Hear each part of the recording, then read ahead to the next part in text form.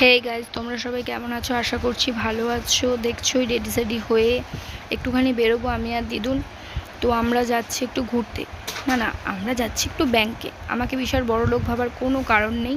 আমি যাচ্ছি একটু মায়ের কাজেই ব্যাংকে। আমার মায়ের একটু সমস্যা হচ্ছে ওই কারণে, কারণ আমি অত্যন্ত ভিখারি, আমার ব্যাংকে টাকা পয়সা নেই, আমি হচ্ছে জিরো ব্যালেন্সের লোক।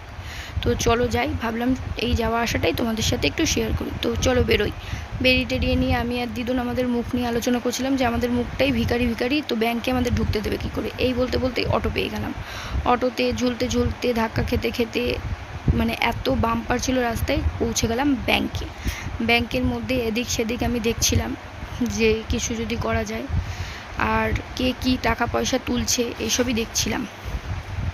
তারপর ব্যাংক থেকে কাজটা ছাড়ার পর আবার চলে এলাম বাড়ির দিকে, রওনা দিলাম। অটোর মধ্যে উঠে গেলাম, প্রকৃতি সুন্দর মাঝখান দিয়ে চলে এলাম। তারপর বাড়ি এতটাই গরম পড়েছে, সেই জন্য একটু ঠান্ডা স্প্রাইট কিনে এনেছিলাম, সেটাই খেতে শুরু করলাম। কারণ আমি সত্যি কথা বলতে খুব ক্লান্ত হয়ে পড়েছিলাম, মানে ভাবা যায় ব্যাংকের মধ্যে এসি থাকা সত্ত্বেও আমি ক্লান্ত হয়ে পড়েছিলাম। তারপর বাড়ি টাড়ি চলে আসার পর আর তো কোনো কাজ টাজ ছিল না। সো গাইজ, আমার ভিডিওটা আমি এখানেই শেষ করলাম। দেখা হবে নেক্সট ভিডিওতে। প্লিজ ভিডিওটা ভালো লাগলে লাইক কমেন্ট এন্ড শেয়ার করে দিও। দিদুন যেহেতু একটুখানি দিদুন আর আমি বেরিয়েছিলাম, সেটাই ভাবলাম তোমাদের সাথে শেয়ার করি, তাই সেটাই শেয়ার করলাম।